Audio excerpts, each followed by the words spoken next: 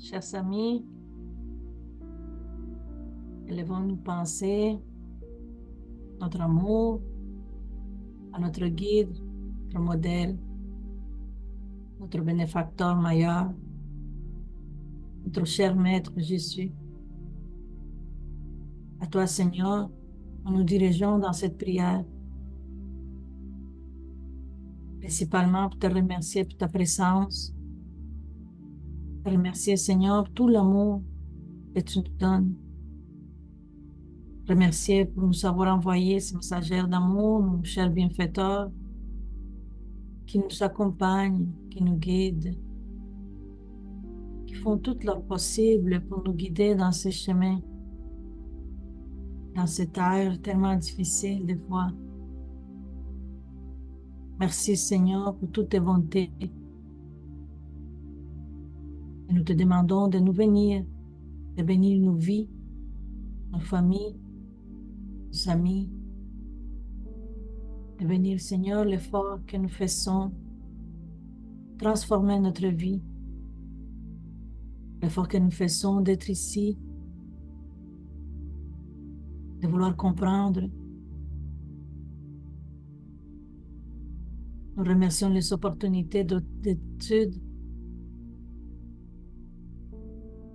Parce que là, nous comprenons, Seigneur, la différence qu'ils font dans nos vies. De comprendre ton évangile, de comprendre cette doctrine merveilleuse qui ouvre nos perceptions, qui ouvre nos cœurs, qui nous fait comprendre ta justice, ton amour, ta bonté.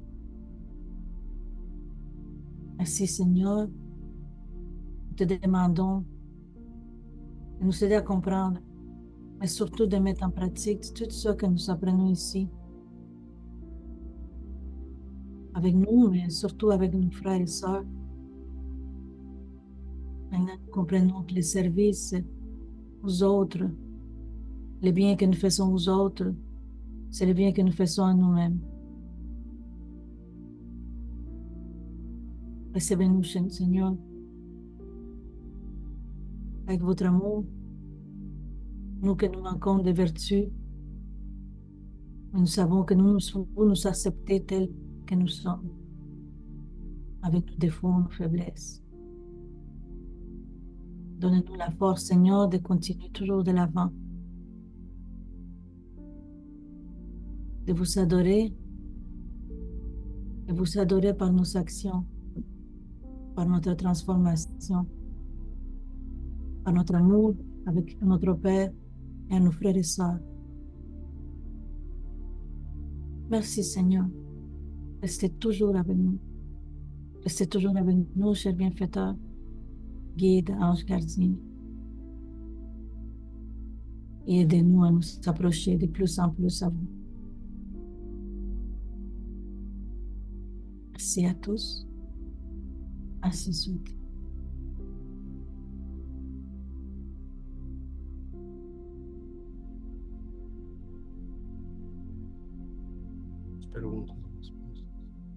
Merci Yuri, merci tout le monde de votre présence. Donc, on va... Je l'ai juste. Fixe ta forme. Oh, je t'écoute. Oui, OK. OK. Nous avons aujourd'hui notre thème, la loi d'adoration.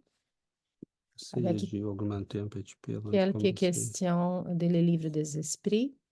Est-ce que Christophe pourrait lire pour nous, s'il te plaît, Christophe? Oui. On ne lit pas les commentaires, OK? Juste les questions. Les commentaires ici, tous les hommes, donc on lit pas ça, OK? Juste les questions-réponses. Non, ça va être trop long. D'accord. Allons-y. D'accord. Donc, le thème aujourd'hui, loi d'adoration, but de l'adoration. Donc, question 649, en quoi consiste l'adoration? C'est l'élévation de la pensée vers Dieu. Par l'adoration, on rapproche son âme de lui. Question 650, l'adoration est-elle le résultat d'un sentiment inné ou le produit d'un enseignement? Réponse, sentiment inné. comme celui de la divinité. La conscience de sa faiblesse porte l'homme à se courber devant celui qui peut le protéger.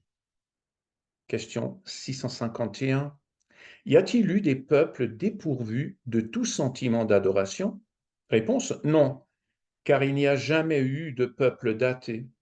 Tous comprennent qu'il y a au-dessus d'eux un être suprême. Question 652. Peut-on considérer l'adoration comme ayant sa source dans la loi naturelle? Réponse: elle est dans la loi naturelle puisqu'elle est le résultat d'un sentiment inné chez l'homme. C'est pourquoi on la retrouve chez tous les peuples, quoique sous des formes différentes. Adoration extérieure. Question 653. L'adoration a-t-elle besoin de manifestations extérieures? Réponse: la véritable adoration est dans le cœur. Dans toutes vos actions, songez toujours qu'un maître vous regarde. L'adoration extérieure est-elle utile? Oui, si elle n'est pas un vain simulacre, elle est toujours utile de donner un bon exemple. Mais ceux qui ne le font que par affectation et amour-propre, et dont la conduite dément leur pitié apparente, donnent un exemple plus mauvais que bon, et font plus de mal qu'ils ne pensent. Question 654.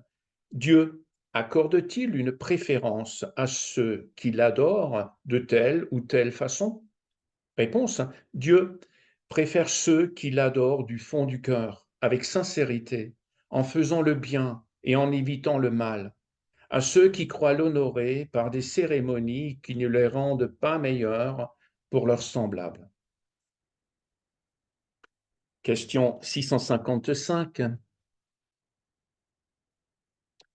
Est-on blâmable de pratiquer une religion à laquelle on ne croit pas dans le fond de son âme, quand on le fait par respect humain et pour ne pas scandaliser ceux qui pensent autrement? L'intention en cela, comme en beaucoup de choses, est la règle. Celui qui n'a en vue que de respecter les croyances d'autrui ne fait pas mal. Il fait mieux que celui qui les tournerait en ridicule, car il manquerait de charité. Mais celui qui pratique par intérêt et par ambition est méprisable aux yeux de Dieu et des hommes. Dieu ne peut avoir pour agréable ceux qui n'ont l'air de s'humilier devant lui pour s'attirer l'approbation des hommes. Question 656. L'adoration en commun est-elle préférable à l'adoration individuelle? Réponse: les hommes réunis par une communion de pensées et de sentiments ont plus de force pour appeler à eux les bons esprits. Il en est de même quand ils se réunissent pour adorer Dieu. Mais ne croyez pas pour cela que l'adoration particulière soit moins bonne, car chacun peut adorer Dieu en pensant à lui. Vie contemplative. Question 657. Les hommes qui s'adonnent à la vie contemplative, ne faisant aucun mal et ne pensant qu'à Dieu, ont-ils un mérite à ses yeux? Non, car s'ils ne font pas de mal, ils ne font pas de bien et sont inutiles. D'ailleurs, ne pas faire de bien est déjà un mal. Dieu veut qu'on pense à lui, mais il ne veut pas qu'on ne pense qu'à lui, puisqu'il a donné à l'homme des devoirs à remplir sur terre.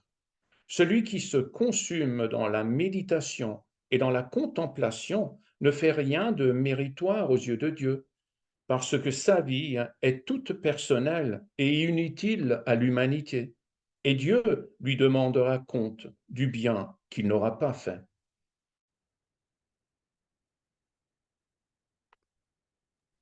Merci beaucoup, Christophe. Merci beaucoup, Iori. Merci beaucoup à tous.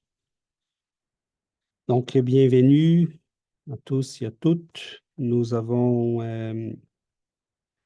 un texte qui se trouve dans le livre des esprits, troisième partie, les lois morales. Et c'est certainement un texte qui nous amène à des choses qui sont assez complexes, même qu'on puisse toujours regarder les complexes, c'est relatif, parce qu'on peut l'étudier d'une manière avec simplicité. Mais quand on dit que le sujet est complexe, c'est certainement parce que c'est un sujet qui implique l'anthropologie des religions, la sociologie des religions, c'est l'histoire. Donc, on a beaucoup d'éléments, même la psychologie, parce que la question de la c'est de quoi s'agit-il ici? C'est la question de la spiritualité humaine.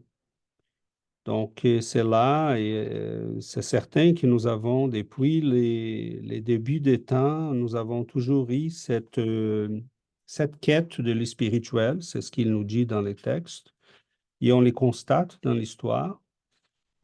Et évidemment, je peux choisir sont très variés les éléments d'entrée dans un texte comme celui-là, mais je me concentrerai initialement dans ce qu'il dit, que ce sentiment est un sentiment, le sentiment de la divinité, cette quête de l'spirituel, de cette force supérieure. Il est comme un sentiment inné, donc il va lier ça à une loi naturelle. Je crois que ça, c'est pas anodin. Euh, il va dire que cela va se trouver, la constatation qu'on peut, empirique de tout ça. On l'y trouve dans l'histoire, on l'y trouve dans toutes les civilisations.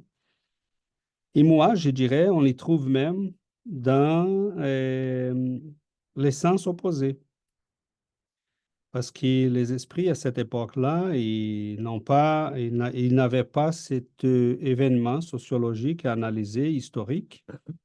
Mais avec la venue du communisme, nous avons eu des sociétés qui ont essayé de dire, bon, les sentiments de Dieu, c'est un sentiment mis dans l'homme par l'éducation, par la tradition, par ses ancêtres. Donc, on va faire le contraire. Et on a vu des générations et des générations de gens qui ont été inoculés par l'athéisme. Et au moment que les murs de Berlin est tombé, on n'a jamais vu autant la religion en Russie comme aujourd'hui en Chine. Elle est souterraine. Elle est cachée, mais elle n'a jamais été si forte que ça. Et étrangement, dans une société qui s'y battait tout le temps pour punir, pour expulser, pour faire disparaître toute relation de l'homme avec Dieu. Donc, on pourrait même analyser cet événement pour dire, bon, probablement, je dis probablement en pensant comme quelqu'un qui nous regarde dehors, mais pour moi, c'est certain que les esprits avaient raison quand ils disent que ça, c'est un sentiment inné chez l'être humain. Et étrangement, la faiblesse humaine nous amène à regarder quelque chose de plus grand, mais pourquoi? Quelle est la raison? On pourrait tout simplement dire, ben, je vais devenir plus fort et ça va être moi, les tout-puissants. On pourrait tout simplement arriver à la conclusion qu'il n'y en a rien. Mais dans toutes les sociétés, même les plus primitives, hein, c'est spécial qu'on regarde la Syrie. Une des choses les plus étonnantes, c'est que c'était un peuple assez civilisé pour son époque. Et une des choses les plus importantes de cette société-là, c'était les clergés, la religion, les dieux. Évidemment, ils étaient polythéistes. Ce qui est normal, naturel, parce qu'ils vont associer chaque phénomène de la nature à une puissance spirituelle. Mais les grands initiés dans toutes les sociétés, chez les Grecs, chez les Égyptiens, chez les Perses, on va trouver aussi des indices qui, bon, on laisse la population croire parce qu'ils ont besoin de ça. Mais nous, on sait que c'est pas logique qu'il y en ait plusieurs dieux. Et, et il y en a eu quelques peuples, comme le peuple juif, qui a assumé cette vérité depuis les débuts des temps là, de son histoire. mais de manière cachée. L'adoration, elle était toujours... Et l'adoration, c'est très vaste, hein, parce qu'on parle des dieux, mais on peut se référer à l'adoration de ce qui est spirituel, de ces puissances qui sont plus grandes que nous, de ces forces qui vont au-delà de nos forces. Mais ce que je trouve spécial, c'est que je finirai là. Les mots loi ici, c'est très important. Si le livre des esprits est correct, cela, ça veut dire que c'est comme la loi de la gravité. On peut choisir si on va sauter ou non d'un troisième étage, mais on ne peut pas choisir si on va changer la loi. Ça, on a des choix là-dedans. On peut utiliser la loi de la gravité pour bâtir des fondations pour un édifice. On peut l'utiliser pour bien des choses comme bâtir des usines hydroélectriques. On peut choisir d'utiliser comme on veut la loi, mais c'est une loi. Donc, si c'est une loi, le livre des esprits est correct, mettons ça comme une hypothèse, ça veut dire qu'on n'a pas de choix. Mais quel est notre choix là-dedans? C'est les choix qu'on peut décider de dire, mais je dois adorer quelque chose, mais j'ai choisi de ne pas adorer ces dieux-là. Je vais adorer à moi-même, je vais adorer ma puissance, je vais adorer mon pouvoir, je vais bâtir des dieux à mon goût, je vais adorer un autre être humain. Et je crois qu'on est en plein cœur de ces choix-là. Hein, on a décidé de bannir Dieu depuis la Renaissance. Mais si c'est une loi, ça veut dire que la non-obéissance à cette loi va nous causer des dérangements psychologiques assez graves, parce que ça veut dire qu'il manque quelque chose. On devrait être en train de nous nourrir de quelque chose qui nous manque. Et cela nous amène à la douleur et à la souffrance psychologique. La psychologie a constaté ça, hein, même les psychologues matérialistes, comme Freud, et Jung et autres, ils ont dit, rendu à la trentaine, quarantaine, l'homme a pas mal réglé, l'homme moyen, européen, évidemment, c'est de ça qu'il parlait. L'homme a plus ou moins réglé sa vie. Il est déjà marié, il y a une famille, il y a déjà une profession, et là, il commence à se poser des questions. Mais pourquoi tout ça? Quel est l'essence de tout ça? Qu'est-ce que j'ai fait là? Donc, c'est presque inévitable qu'on s'y tourne vers la spiritualité parce que ces questionnements-là, si c'est une loi, il y a quelque chose en nous qui cherche le divin. Il y a quelque chose en nous qui cherche le spirituel.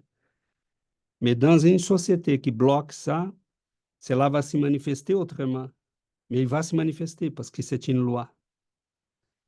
Et les blocages de ça nous amènent à plusieurs conséquences, comme les maladies psychologiques qu'on voit se répandre là d'une manière assez croissante. Donc, faites cette introduction. Je pense que le sujet est très vaste parce qu'il touche au type d'adoration, à l'adoration extérieure, à la contemplation. Et la loi va encore plus loin parce on a pris qu'une partie du chapitre. Et cela nous amène certainement à des tas de réflexions, comme on dit ici au Québec. Donc, voilà, je vous ouvre pour qu'on puisse s'enrichir avec la réflexion et la participation de tous ceux qui veulent partager avec nous ces pensées. Yuri? Après Jonathan. Oui, bonjour. Moi, je voulais juste rappeler quelqu'un qui nous parle de la loi d'adoration comme une loi naturelle. Tu sais, la question, la 614 du livre des esprits qui nous parle de la loi naturelle, je vais la lire juste ici vite, vite. Elle dit, que doit-on entendre par la loi naturelle? Il dit, la loi naturelle est la loi de Dieu. C'est la seule vraie pour le bonheur de l'homme. Donc, si la loi d'adoration est une loi naturelle, la loi d'adoration, en fait, c'est pour notre bonheur, c'est pour nous connecter à la source, pour aller chercher cette force que nous avons besoin, tout ce que nous avons besoin, il est là, hein, par la prière, par l'adoration, comme que tu nous parles. Alors, qu'est-ce qui m'a attiré mon attention dans les textes? C'est beaucoup l'aspect de l'extériorisation. Parce que nous, moi et Sébastien, nous avons parcouru plusieurs doctrines, plusieurs chemins. Et je me rappelle que dans une des places où nous étions, pendant nos rituels, on va dire, dans nos rituels, on ne pouvait pas croiser les jambes, on ne pouvait pas se placer d'une telle façon. Toutes les settings, hein, c'est quand que la doctrine nous dit non, c'est pas ça, là. Tu sais, c'est pas le rituel, c'est pas les formes, c'est pas la position physique qu'on prenne, c'est l'intérieur, c'est notre intention, c'est qu'est-ce que nous, la façon d'adorer Dieu par nos actions. Puis là, tantôt, tu as dit que le blocage amène des maladies physiques. Euh, je pense que aussi le fait que nous savons transformer cette adoration de Dieu par toutes ces conventions physiques et sociales, on va dire, et aussi ça mène à la désillusion, tu sais, étant donné que, bon, la religion, il fait ces rituels-là, puis, tu sais, je me fais penser un petit peu comme, c'est pas une critique, mais dans le catholicisme, qu'il faut se mettre à genoux, puis il faut se lever, puis se mettre à genoux, tout ça. Tu sais, ça mène c'est quoi, tu sais, c'est l'extérieur ou c'est l'intérieur? C'est quoi? C'est les rituels ou qu'est-ce qu'on a dedans nous? Donc, ça me fait, ça te choque d'une certaine façon quand je me rends compte de ça, qu'on pensait que tout c'est l'extérieur, mais en fait, c'est rien de ça. Ok. Ça, je voulais parler. Merci. Merci beaucoup, Yuri. Jonathan? Oui, bonjour à tous. Alors, il y a beaucoup de choses qui vont dans ma tête. Je pense que je deviens de plus en plus proche de Dieu depuis que j'ai appris à développer l'amour et la compassion, depuis que je suis conscient de ça. Quand je regarde comment j'ai grandi j'ai grandi catholique dans un pays musulman. Ensuite, quand je suis allé au collège, j'ai arrêté. Et ces 5 dernières années, je suis tourné au bouddhisme, qui est athée, qui ne parle pas de Dieu. Mais ce que je trouve dans les religions, à la base des religions, et c'est par les études, et c'est par les études qu'on fait chaque semaine, et c'est par les discussions ou la littérature, que finalement je comprends en allant à la source du message de Jésus, qui est juste développe l'amour. Juste développe l'amour, fais tout ce que tu fais, tu le fais par amour, et ça crée une énergie. Et on peut lire la Bible, on peut lire le Coran, on peut lire tellement de livres, et on ne l'apprend pas. Mais c'est en l'appliquant, et c'est ce que je suis en train de faire depuis les 4-5 dernières années, mais j'ai eu besoin de comprendre comment mon esprit fonctionne à travers le bouddhisme, à travers les études spirites. J'ai commencé à comprendre comment est-ce que je fonctionne. À la base, je pense que les religions ont tous ce message de développer l'amour et la compassion. Et maintenant, c'est à nous de le pratiquer.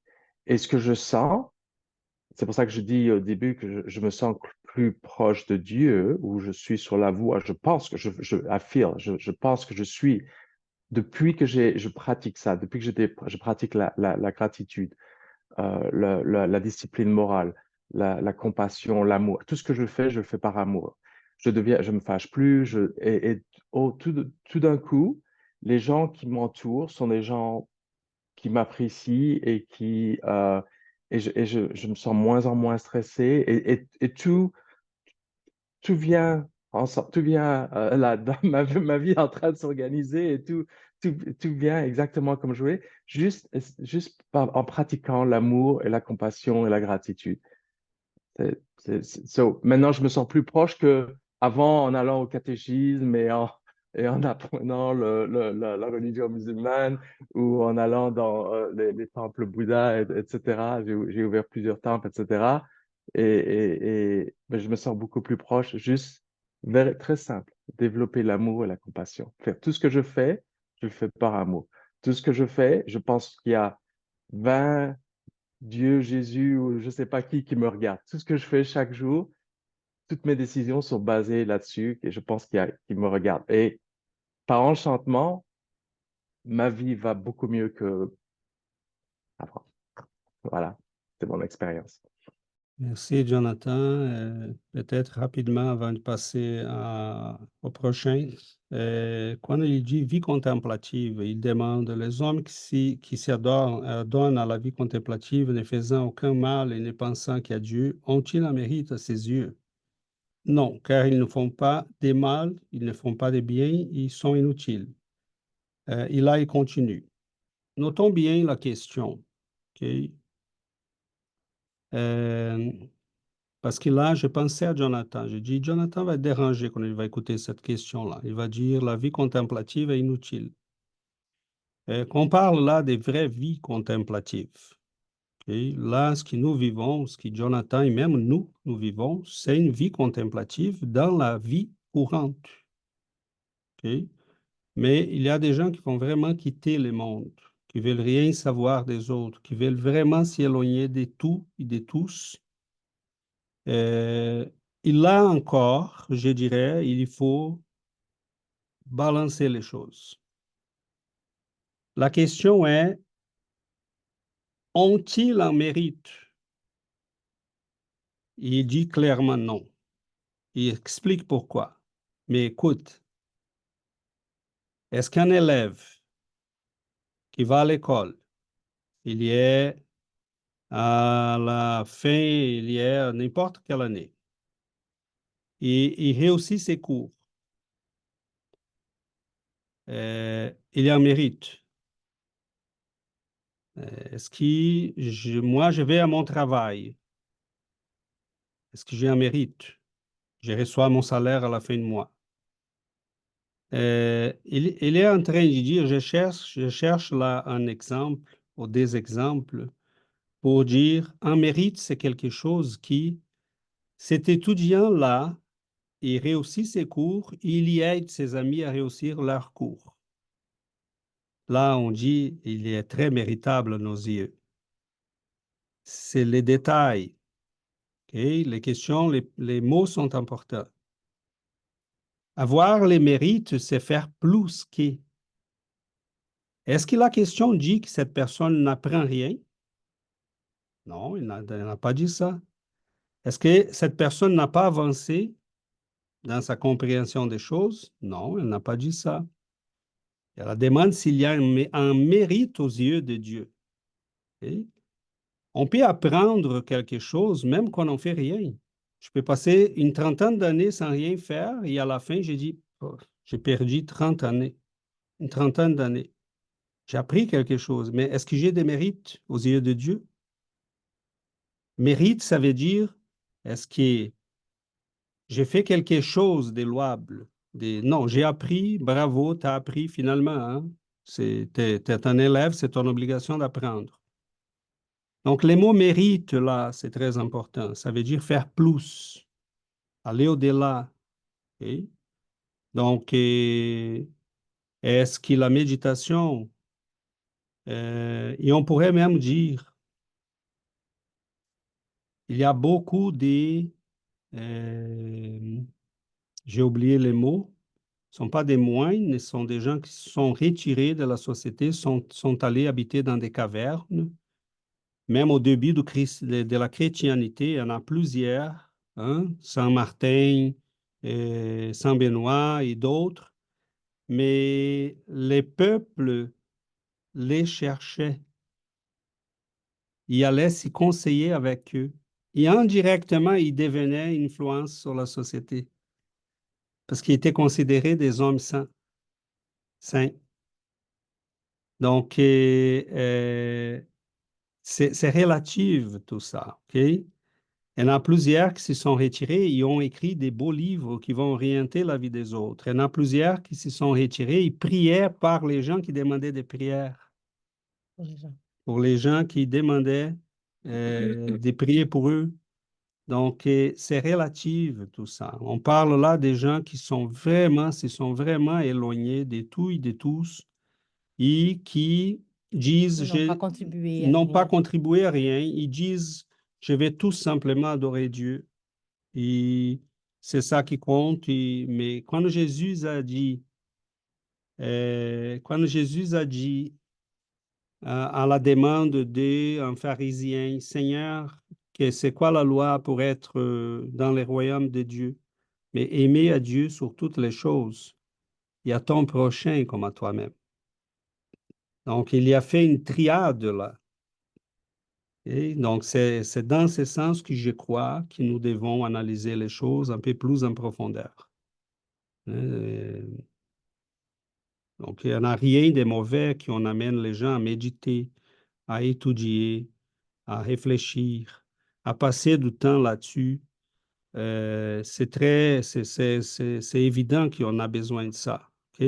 Qu'on ouvre des temples dans lesquels les gens vont prier, vont s'engager auprès de la méditation, de la prière, des dieux, mais aussi de la charité, de la vie en société, d'y guérir les maladies des prochains, d'y soutenir les enfants malades, d'aider à la société, d'être utile à l'humanité. C'est ça qu'il est en train de dire, que notre amour de Dieu se manifeste par l'amour des prochains et de nous-mêmes. Hein, nous sommes inclus dans la formule. Et en dernier commentaire, qu'est-ce qu'on voit dans la tendance de l'humanité actuelle? On a inversé la formule. Aimer à toi-même avant tout et surtout. Et après, tu regardes les autres et peut-être Dieu. On a mis à l'inverse la formule. OK? Et c'est évident que là, on tombe malade. OK? Donc, mais voilà, je voulais expliquer ça pour qu'on n'ait pas l'impression que les gens qui sont dans les islams ou qui passent le temps à prier chez les juifs ou qui font de la méditation chez les bouddhistes ou chez les shintoïstes, ils perdent leur temps. Non, c'est pas ça, OK? Yuri? Oui, je voulais juste parler d'une phrase que Mère Teresa de Calcutta a dit. Elle disait qu'il vaut mieux deux mains qui travaillent qu'une seule prière. Hein. Oui, mieux vu vaut des mains qui travaillent que des lèvres qui prient seulement. Donc, je pense que c'est dans ce sens-là, la question c'est 657, hein, que c'est par le travail, c'est pas juste en priant qu'on va avancer, c'est le travail, c'est être en contact avec nos frères et sœurs. Et souvent, je vois ça chez nous, tu sais, moi, je travaille juste 4 jours semaine, puis les 3 jours que je suis ici à la maison, c'est tout relax, tout est bon, tout ça, mais quand je suis au travail, c'est là que je mets en pratique ce que j'apprends. Puis ça me met beaucoup au défi et ça m'a fait vraiment un lutte d'être en contact avec les autres, puis de mettre le développement d'une ouverture, c'est seulement en contact avec nos frères et sœurs, d'après moi. Donc, c'est ça. Merci. Oui, Sébastien. Merci, Yuri. Oui, je pensais quand vous parlez des temples, c'est parce on a des esprits très imparfaits en évolution. Fait que je me dis, c'est mieux des temples de méditation que des casinos. Non, on avance vers quelque chose, là. Au moins, c'est pas le parfait, mais puis ma réflexion sur toute cette chose-là, c'est cette loi d'adoration qui est vraiment en nous, que c'est inné en nous. Puis moi, je réfléchis tout le temps quand, comme toi, tu dis, César, il est arrivé un moment où on a enlevé Dieu, puis on a mis l'homme au centre de la création par cet orgueil, puis cet égoïsme, à place d'adorer un Dieu qu'on voit pas, c'est inné à nous, on sait qu'il est là, mais on ne le voit pas. On a commencé à s'adorer à nous-mêmes, avec ce matérialisme à nous-mêmes, mais je pense que quand même à cette période-là, c'est là que la science, elle a beaucoup évolué. Fait que je pense que c'est un détour qui a... parce qu'on s'est dit, si on s'est mis dans le centre, on s'est dit, mais il n'y a personne qui va venir nous sauver. C'est nous-mêmes qui doivent tout régler. Fait que ça a quand même fait évoluer beaucoup la science, la technologie, mais aujourd'hui, on est comme comme à la fin de cette folie-là, d'avoir vraiment retiré Dieu de notre vie. Mais je pense quand même que c'est un détour dans l'évolution qui...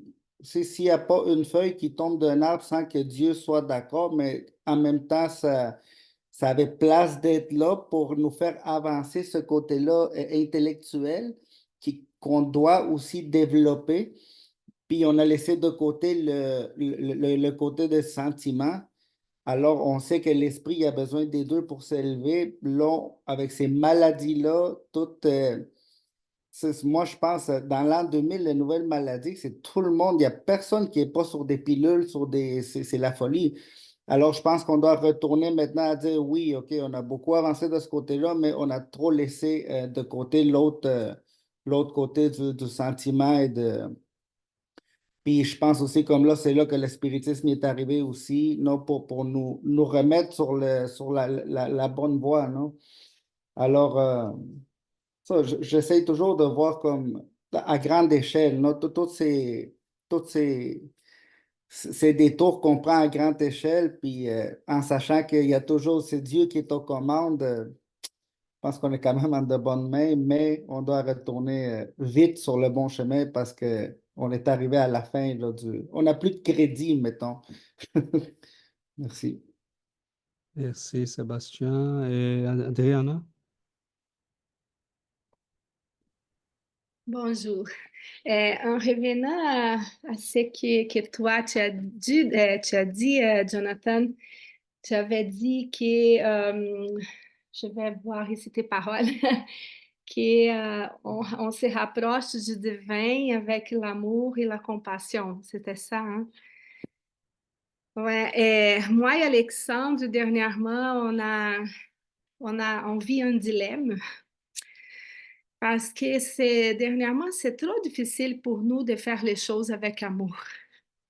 C'est ça, cette semaine, pour moi, c'était vraiment compliqué. Alexandre aussi.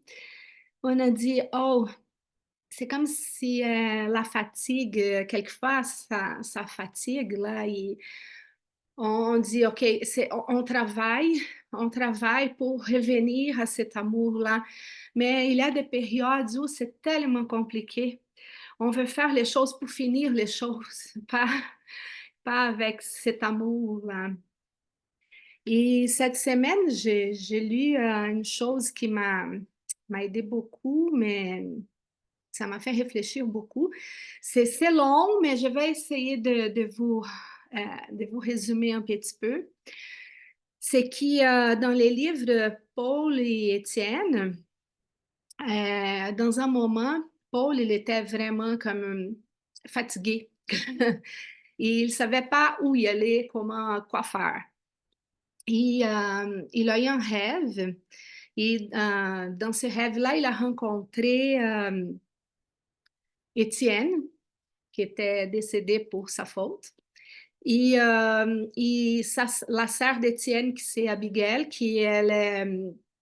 elle était sa... Ils auraient se marié, là. Bon, mais elle était décédée.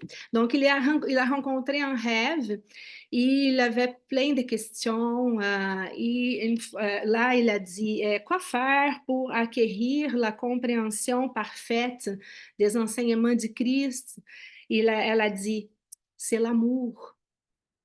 Là, après, il a dit, quoi faire pour que l'âme arrive à l'expression élevée de l'effort en Christ. Et elle a dit, travaille. Après, il a posé la question, quoi faire pour adopter Quoi faire pour se Lutter battre, contre. pour lutter contre les... Je suis en train de traduire, hein. Je lis ici en portugais. Quoi faire pour lutter, comment faire pour lutter contre le comment Découragement. desânimo, je sais pas, découragement extrême là, qui nous détruit. Parce que c'était ça, comme ça qu'il se sentait. C'est comme ça que moi, je me sentais aussi cette semaine. Et elle a dit, attends. Et après, la dernière question, mais là, elle parlait beaucoup de choses. Là, je suis en train de résumer. Hein? Ouais. Et là, après, il a dit, comment concilier, il y a ce mot-là, concilier. OK. Comment concilier les grandioses leçons de l'Évangile avec l'indifférence des hommes? Elle a dit, pardonne. Là, il a compris, après toute cette conversation qu'il a eue avec Abigail, il a dit qu'il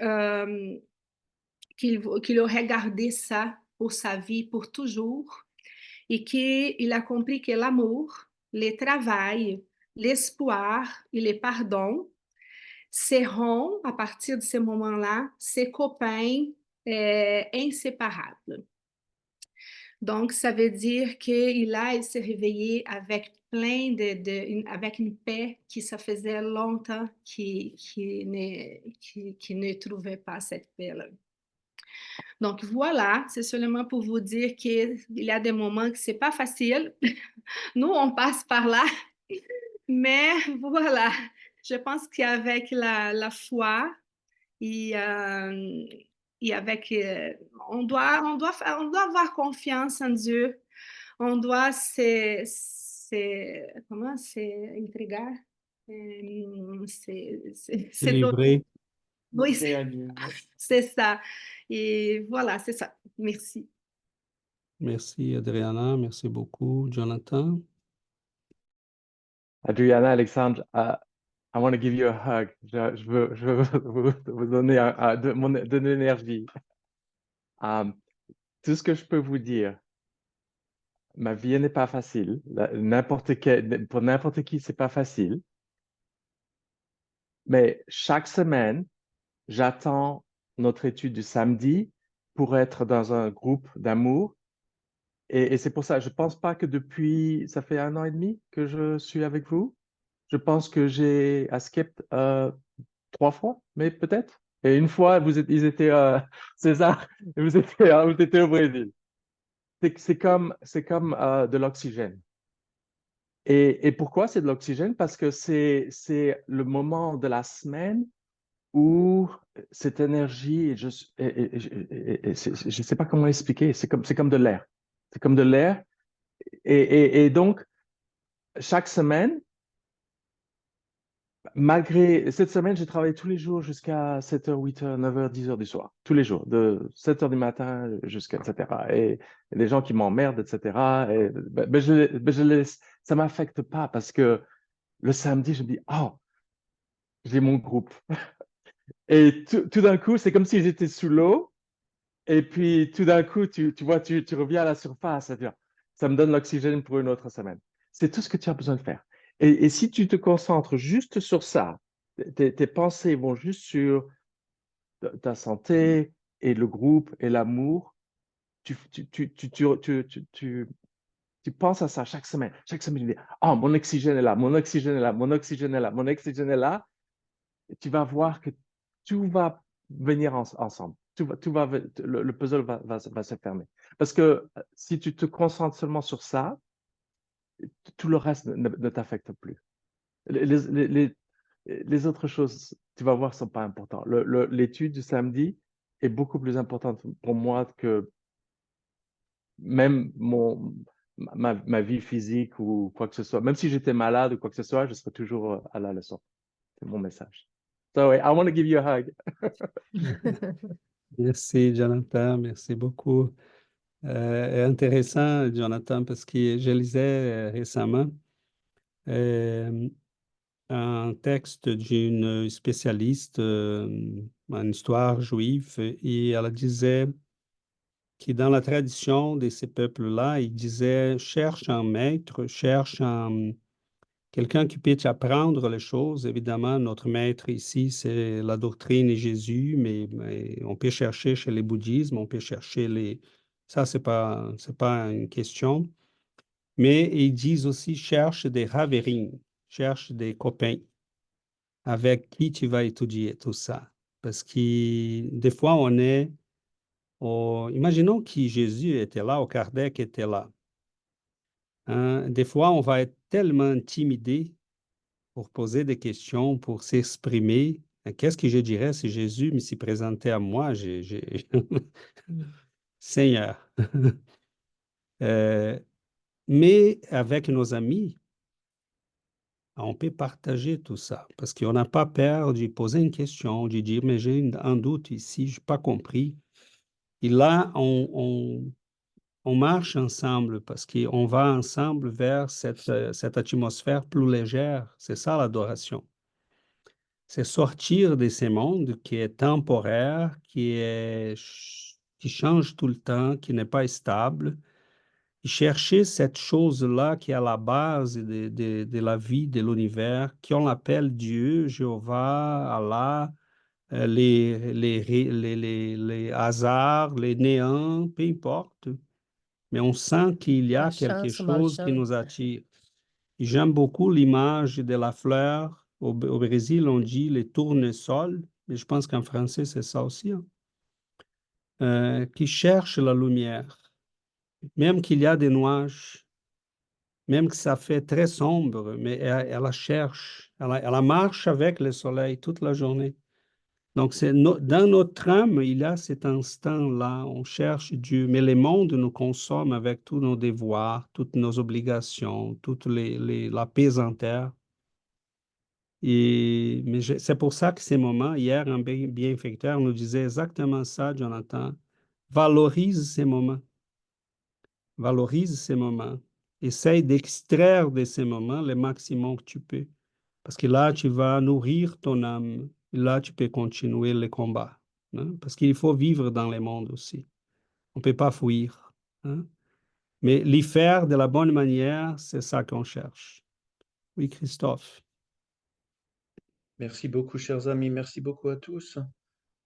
Personnellement, lorsque j'ai entendu Adriana et tout ce que j'ai entendu, ben, je me suis un peu posé la question et j'ai vu un peu ma propre vie jusqu'au jour d'aujourd'hui. Et je vois la vie de certains autres, de beaucoup d'autres quelquefois. Et je pense que nous sommes soumis quelque part aussi ici sur ce monde à des cycles, un peu comme la nature. Je pense que comme les arbres et tout, eh bien, ils ne donnent pas de fruits obligatoirement toute l'année non plus. À un moment donné, ils se reposent et à un moment donné, on dirait, ben, est-ce qu'ils sont morts ou pas? Il y a peu de feuilles, il n'y a rien du tout. Et quelque part, ils hibernent, ben, ils sont au repos. Et je crois que, mais ils reviennent de plus beau après. Et je me dis, comme tu disais aussi, Jonathan, nous vivons tous des moments vraiment où ça peut être difficile dans la vie. Je pense aussi aux personnes qui peut-être peuvent nous écouter. Je pense que nous sommes tous soumis aussi à des cycles. Et je pense qu'il faut s'accrocher. Enfin, je veux dire, si vraiment nous sommes persuadés au fond de nous que Dieu existe, qu'il est l'amour, qu'il est en nous, qu'il est aussi dans l'autre, que, qu'en fin de compte, à un moment donné, nous allons partir d'ici une fois de plus et peut-être revenir une fois de plus. Là aussi, c'est un cycle. Et si dans ces moments-là, quelquefois, nous vivons quelque chose de désagréable ou des choses que nous ne comprenons pas encore et qui nous font souffrir, si vraiment nous sommes persuadés que tout est éphémère, en fin de compte, tout passe, mais que c'est l'apprentissage quelque part au travers de cette expérience qui, en premier lieu, est important et que quelque part, si nous aspirons à Dieu et à l'amour, quelquefois, c'est vrai, euh, un bon apprentissage au travers de ces expériences entre guillemets négatives, c'est encore de renforcer cela et d'y sortir encore plus fort si possible, de vraiment chercher d'aller même plus loin encore que ce qu'on était avant cette expérience. Alors, ce sont quelquefois de bonnes paroles. Je sais que quand on y est, c'est pas forcément ce que tout de suite, eh bien, on peut décider, mais je pense que voilà, le cycle en lui-même, il peut que nous apprendre quelque chose d'important pour nous et aussi pour les autres. Donc voilà, je pense que quelque part c'est normal aussi de vivre des choses négatives, entre guillemets négatives. Je pense aussi personnellement que quand on vit quelque chose de, de négatif, je dirais encore une fois, mais ce n'est pas négatif, avec quelqu'un d'autre, nous sommes tous en chemin et c'est pas évident pour personne quelque part.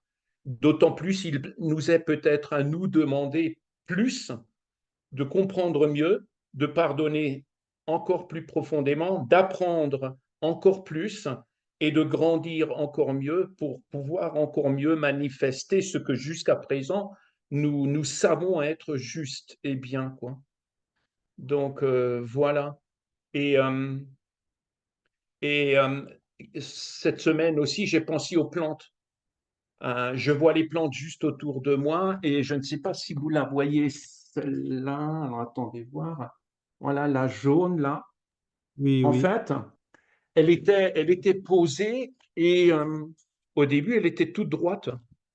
Et là maintenant, elle va en fait vers la lumière, comme dit.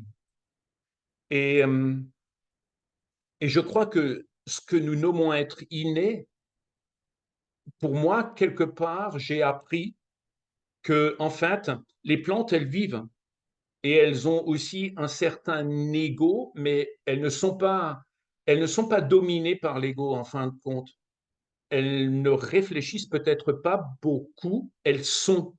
Et quelque part, l'instinct de préservation les fait automatiquement les tourner vers le soleil. C'est un instinct de préservation, on peut l'appeler aussi ego, mais c'est un ego sain. Il a été donné, et je pense que nous aussi, nous avons exactement cette même partie en nous. Et bon, ce n'est pas le thème aujourd'hui, hein, mais je pense que justement, si celui-ci prend le dessus, eh bien, nous prenons la place de l'autre pour avoir la meilleure place au soleil. Et je pense que là, on détruit. Et là aussi, quelquefois, on fait mal à l'autre et on peut vivre quelque chose de négatif. Et quand on est assez développé, je pense qu'on cherche justement de sortir plus fort que ce qu'on était avant et avec plus de compassion encore et plus d'amour encore. Voilà, ouais. Mais je pense que voilà, nous sommes soumis à des cycles obligatoirement. Nous ne sommes pas ici pour juste vivre le bonheur constant, du début jusqu'à la fin, d'être toujours sur un nuage. Je pense que alors quelque part on pourrait rester là où on est et on n'apprendrait peut-être pas vraiment, vraiment beaucoup. Je pense que la matière nous apprend beaucoup et quelquefois nous apprenons avec des souffrances. Voilà. Mais nous allons en ressortir parce que nous ne sommes pas seuls et parce que nous avons déjà fait un certain développement. Nous nous retrouvons ici, c'est pas pour rien. Et donc, dans ce sens-là, je pense que nous vivons que ce que nous sommes capables d'aller au-delà de ça aussi. Voilà. Merci beaucoup, cher ami. Merci beaucoup, Christophe. Et pour nous, des fois, c'est cet ego-là hein, qui nous complique la vie parce qu'on dit, il y en a quelqu'un qui peut me nourrir. Mais voyons, je peux me nourrir à moi-même. Hein, et c'est ça qui présentement on fait. Hein, on va s'éloigner des dieux et de la lumière. Et avant de passer la parole à Adriana pour réagir, bon, non, ça va. Adriana, vas-y. Non, c'est seulement pour dire merci, Jonathan, merci, Christophe, pour les commentaires. Et qu'est-ce que je vais dire? Mais oui, ce sont des cycles, je suis tout à fait d'accord. Mais je pense que c'est important, ces cycles-là, vraiment, parce que quand on est en bas, là, c'est ça qui va nous donner une force pour monter encore plus haut qu'on était avant. Je pense que c'est vraiment comme c'est important, ces cycles-là. Mais je voulais dire une chose, parce que César, au début, il avait commenté quand on arrive là, à la quarantaine à peu près, c'est là qu'on commence à quelquefois avoir des problèmes, des gens qui commencent à avoir des problèmes de, de, de dépression, d'anxiété, je ne sais pas quoi là, hein. Mais je pensais à ça que César a dit. La société, on vit dans une société qui veut nous éloigner de Dieu tout le temps. Et là, on passe une vie comme je pense que dans notre conscience, là, on sait, on a dans notre intime qu'il y a un Dieu, OK? Je ne sais pas si je vais être claire dans ce que je veux dire, mais là, la société, elle fait une pression pour nous éloigner de ça. Mais notre conscience, elle essaie de nous tirer pour cette croyance qu'on a, qui c'est, comment on dit, innée. Bon, enfin, je pense qu'à cet âge-là, je pense on commence à lutter contre, un commence à lutter contre l'autre. Et là, ça vient comme une bataille dans notre conscience, dans notre intime. Je ne sais pas si c'est clair ce que j'ai dit.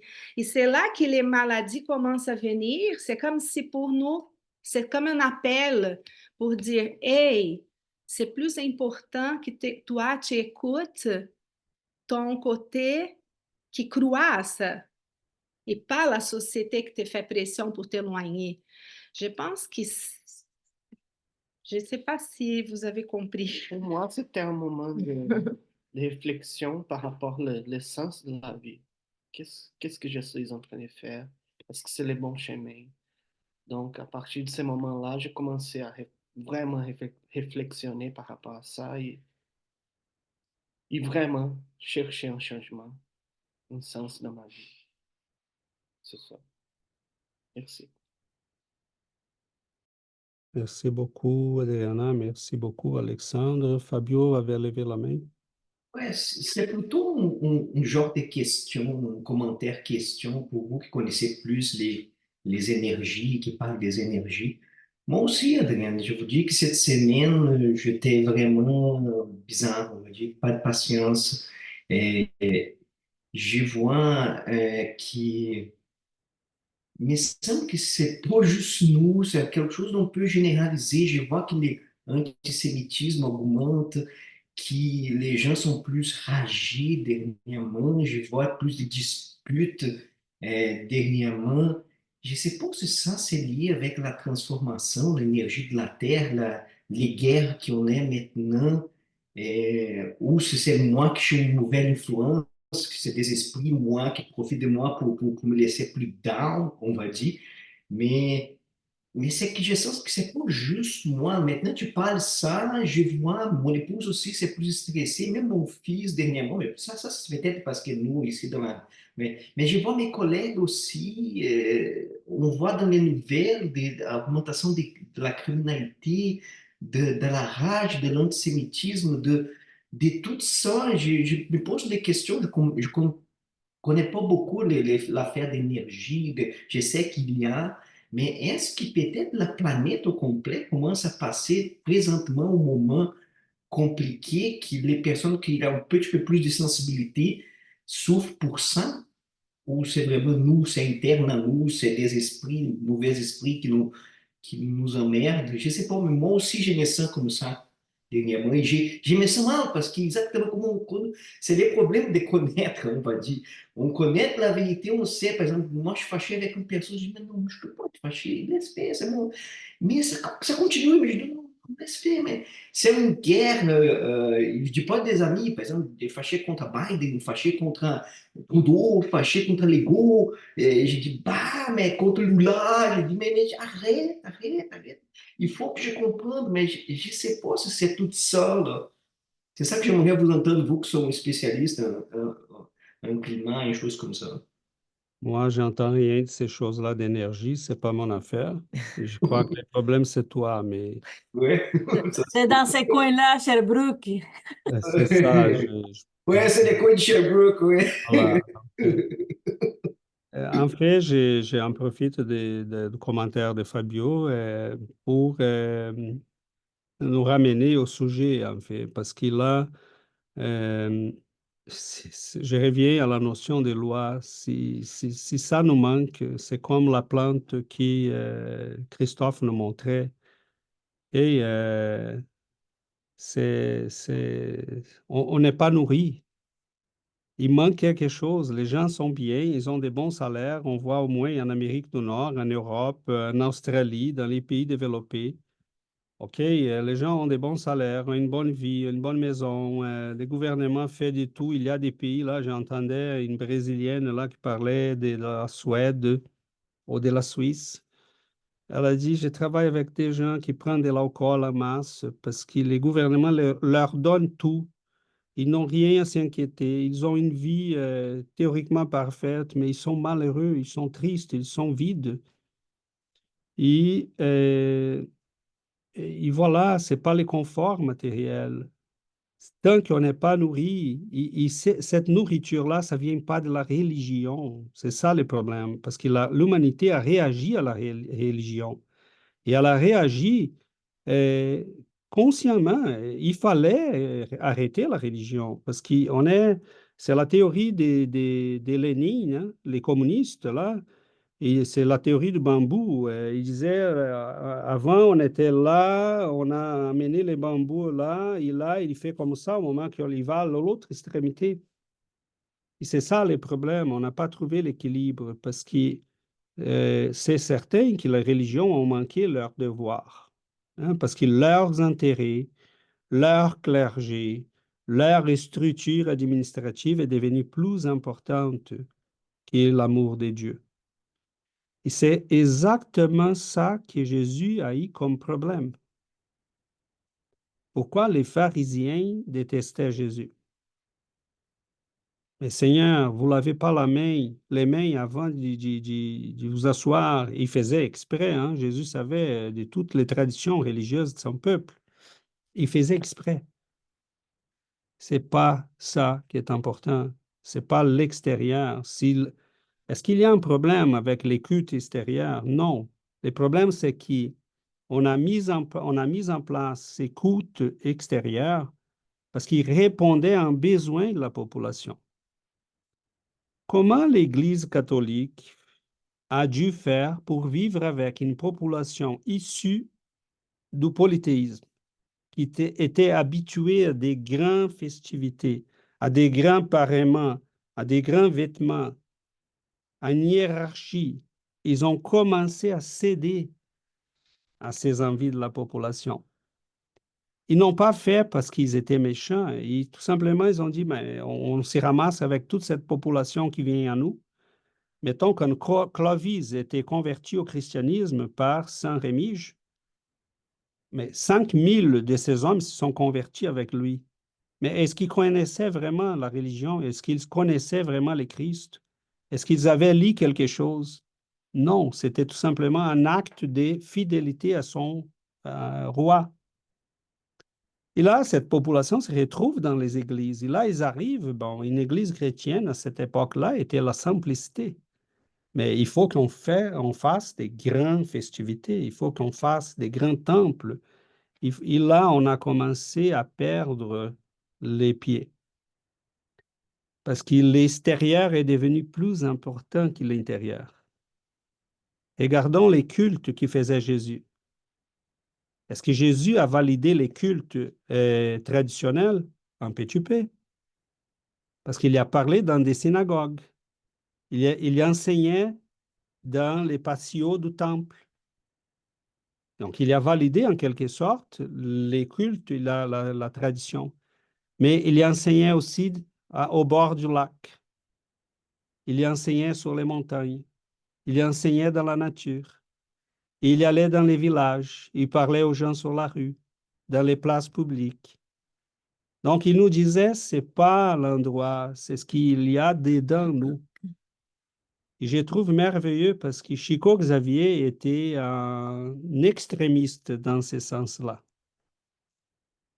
C'est merveilleux parce qu'il faisait un culte à toutes les semaines, à tous les samedis après-midi, dans un terrain vide, qu'il y avait un avocatier L'avocat, un arbre, qui donne un les arbre avocats. Avocatier. Oui, oui. Avocatier. Merci, Christophe.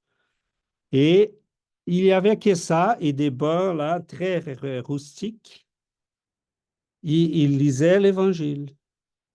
On parlait, on appliquait les énergies, les passes, il recevait les peuples. Et il disait, l'Évangile, c'est pour les peuples, c'est pour les cœurs des gens. On n'a pas besoin de grands bâtiments, on n'a pas besoin de grands séminaires, on n'a pas besoin de faire payer les gens pour tout ça. L'amour de Dieu est pour tout le monde. Est pour tout le monde. Okay? Donc, c'est cette différence-là. Hein, c'est ce que les religions aujourd'hui, moi, ça m'impressionne quand je vois, c'est dans notre inconscient, là, notre passé. Moi, quand je vois l'Église catholique, euh, toute cette puissance, ces grandiose. vêtements, les clergés, les cardinaux, j'ai dit, waouh, c'est impressionnant, hein. Les grandes cathédrales, ça, mais tout cela n'est rien, c'est vide de Dieu. S'il ne nous amène pas à Dieu, à l'amour, à la compassion, comme disait Jonathan, à l'amour du prochain. Donc, est-ce que cela, ça serait un problème? Non, on peut bâtir des grandes cathédrales pour dire on aime Dieu et cet endroit-là, c'est pour tout le monde. Venez ici pour prendre des moments, pour prier, pour vous retrouver devant Dieu. C'est bien d'avoir des endroits comme ça. C'est bien d'aller dans un temple, c'est bien d'être dans une église. Et je me rappelle une amie québécoise qui est venue une fois chez nous. C'est en fait mariée à quelqu'un qui Travaille avec moi. travaille avec Giovanna. Et elle a dit que par espoir, elle faisait les pèlerinages de Saint-Jacques, là, de Compostelle. Et elle est rentrée dans une église. Et là, elle a dit, je me suis, pour rien, je me suis mis à pleurer comme un enfant. Mais oui. Et la personne quitte ça, il revient à sa marche et elle ne se pose pas de questions. Pourquoi cela m'est arrivé? C'est parce qu'il te manque quelque chose. Tu étais en face de quelque chose que tu as retrouvé à ce moment-là, d'un amour qui te manque. Et donc, cette relation que nous avons avec Dieu, les religions ont essayé de dire, mettons, nous avons besoin de manger. Et une partie de la société s'est organisée pour combler ces besoins. Donc, nous avons des supermarchés. Nous avons un réseau de distribution d'aliments, des producteurs. Nous avons besoin de Dieu. Et la religion s'est organisée pour être, elle, le fournisseur de ça. Mais nous avons oublié que nous pouvons aussi faire notre potager. Nous pouvons nous nourrir nous-mêmes, parce que Dieu est pour tout le monde. C'est quoi, en quoi consiste l'adoration? En élever ta pensée à Dieu. Et l'adorer en esprit et vérité. Donc, la religion a essayé de s'y mettre entre nous et Dieu. Elle n'a pas fait par méchanceté, OK? Il ne faut pas être naïf. On a besoin du catholicisme, on a besoin du protestantisme, on a besoin du bouddhisme dans sa forme extérieure, du zoroastrisme, parce que pour une bonne partie de l'humanité, la personne a besoin de l'extérieur. Mais un jour, cela peut l'amener à l'intérieur. Mais nous, je crois que nous sommes rendus à ces besoins d'établir une relation personnelle avec le spirituel, avec Dieu, avec cette force-là qu'on appelle comment on veut. Mais on dit, je me réfère à cette force-là, je la vois, je la sens, elle est présente. Et c'est très beau ça, parce que c'est un pas de plus qu'on donne vers la croissance spirituelle. J'aimerais revenir peut-être sur la question d'Adriana. J'ai déjà parlé ici, mais pour dire que ces moments-là de souffrance psychologique que nous avons, euh, peut-être si on est capable d'aimer et de vivre cette souffrance avec amour, c'est bien. Mais des fois, il faut seulement survivre. OK? Moi, j'ai passé par des moments psychologiquement difficiles et je me disais, il faut tout simplement survivre cette journée. Il faut passer au travers. Je vais me retrouver après. Le soleil est là après. Il va revenir. On est en pleine nuit, mais je sais qu'il va revenir. Et dans la tradition des Arabes, ils disent, ben, dans un moment des tempêtes, des sables, tu peux rien faire. Essaye pas de faire face à la tempête. Elle va te détruire. OK? Tu te couches, mais tu ne laisses pas sans bouger. Tu ne restes pas sans bouger parce que là, elle va t'ensevelir. Ensevelir. Donc, bouge pour être toujours sur les sables, mais bouge.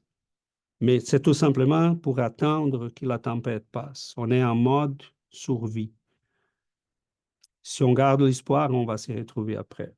Giovanna? J'ai lu une phrase cette semaine, j'essayais de trouver où, parce que j'ai lu plein de choses, mais la phrase disait, si tu te sens pas bien, sors et fais du bien à quelqu'un, à la première personne que tu trouves dans la rue qui a besoin de quelque chose. Donc, on cherche peut-être des fois, on cherche Dieu dans plein de choses, mais on va trouver Dieu quand on fait les gens heureux. Comme disait Chico Xavier, il disait, ce que tu manques, c'est la joie des autres. Donc, Dieu, il nous envoie à ces mondes difficiles pour qu'on apprenne à aimer, à travailler, à faire du bien et à survivre. Parce que là, c'est pas, des fois, c'est pas facile, mais on va trouver Dieu dans la joie des gens, quand on sert, quand on fait quelque chose de bien à quelqu'un qui va croiser notre chemin. Donc, là, j'ai ouvert l'Évangile ici. Et des fois, j'ouvre l'Évangile au hasard, là, et ça tombe sur un message d'un esprit protecteur qui dit, mes amis, à chaque régiment nouveau, le général remet un drapeau. Je vous donne, moi, cette maxime du Christ. Aimez-vous les uns les autres. Pratiquez cette maxime. Réussissez-vous tous autour de cet étendard et vous en recevrez le bonheur et la consolation. Donc, aimer Dieu, adorer Dieu, donc on peut tout le temps le faire, tout le temps, avec nos pensées, en remerciant la beauté de l'univers, la beauté de la nature, toutes les bénédictions que nous avons dans notre vie. Donc, les changements de pensée. Des fois, on se trouve, on veut faire des tout pour pouvoir répondre à ce monde qui, c'est un monde éphémère, c'est un monde qui passe, c'est une vie qui passe. Donc là, dans les profonds de nous, là, il faut qu'on apprenne à vivre dans ce monde sans être dans le monde. Donc, là, on va réussir à passer au travers de tous les moments difficiles et de voir, ça, c'est un apprentissage. Il faut qu'à chaque jour, on réfléchisse à ça et on trouve l'opportunité de faire ces pas-là, d'aller chercher d'une façon d'aider les prochains, d'aimer les prochains et de remercier en tout le temps.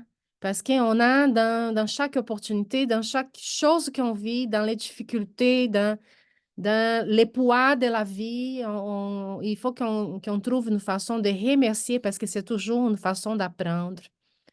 Et les vides qu'on sent, il faut qu'on apprenne à remplir ces vides avec cette adoration, les remerciements, parce que tout ce que nous avons, des fois, on ne voit pas les bénédictions, mais nous avons la vie pleine de bénédictions. Il faut juste changer la façon de voir.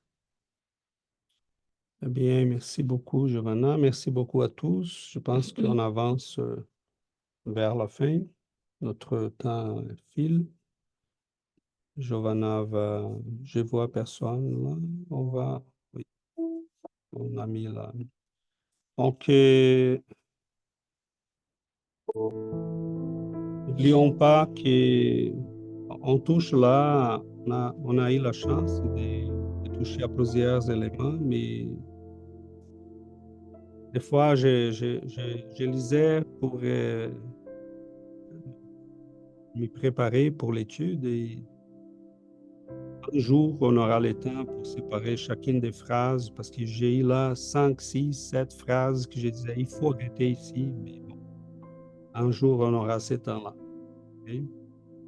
Euh, on laisse un peu libre comme ça aussi parce que là, on peut explorer la perception de chacun à chacun, mais un jour, ce sont des choses c'est pour ça que la richesse est immense et il faut y revenir dans d'autres occasions parce qu'on passe toujours à côté de plusieurs choses.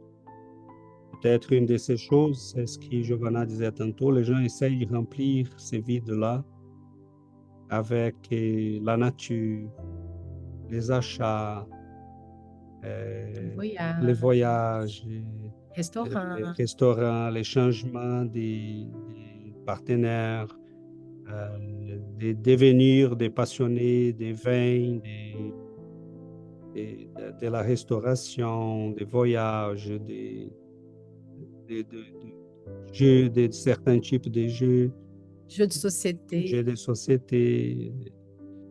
Tant qu'on ne parle pas des choses sérieuses, mais on remplit le temps, il est vide, la vie passe et un jour, peut-être, c'est dommage, parce que cette lumière est toujours sur nous.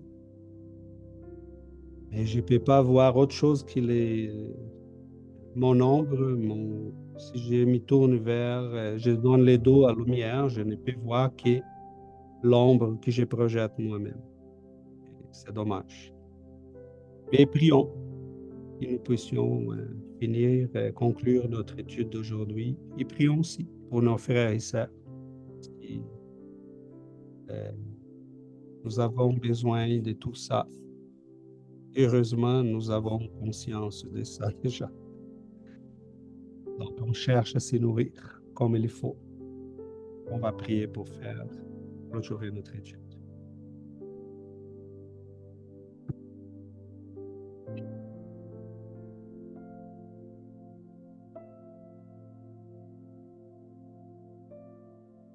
Cher Maître Jésus, cher bienfaiteur, guide d'amour et de lumière, de compassion, nous vous remercions non seulement de votre présence, mais de l'amour que vous manifestez envers nous. Comme des professeurs prennent le temps d'être avec ses élèves pour répondre à leurs besoins, à leurs questions. Nous vous remercions de cet amour et nous sommes conscients que beaucoup d'autres élèves aussi se présentent à nos études, aimeraient aussi avoir la possibilité d'ouvrir un micro et de nous dire quelques mots. Des fois, ils vont nous utiliser à nous pour le faire,